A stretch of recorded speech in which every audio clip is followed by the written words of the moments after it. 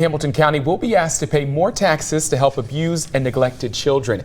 County commissioners voted today to put a property tax levy on the November ballot. Local 12's Christian Hauser is live downtown with what this will mean for an average homeowner and why supporters say it's needed. Christian. Oh, that's right. It was a 2-to-1 decision with the two Democrats saying yes to putting that tax levy on the ballot.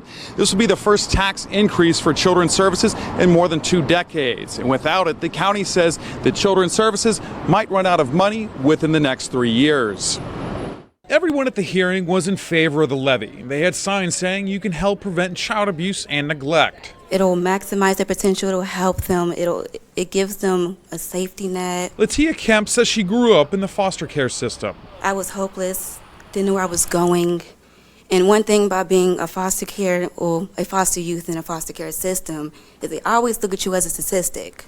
But one thing is for certain, I've always wanted to be looked upon as a success story. The county says the number of kids in the system has jumped more than 40% in the past couple of years. The cost of in-home care has gone up every year.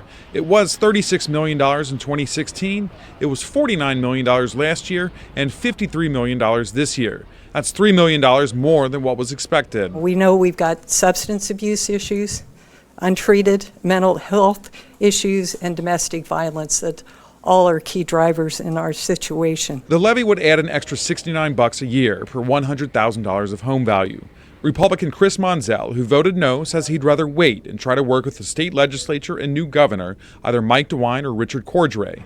Monzel says Ohio is last in the nation when it comes to funding children's services. We can actually hopefully get some support and help, but if not, we would still have time to go on the ballot next year because we would not have depleted our reserves through 2019. But Democrat Todd Portune says the county has to take care of itself and not hope for state dollars. If the state doubled the amount that they're spending, it still would not provide an answer.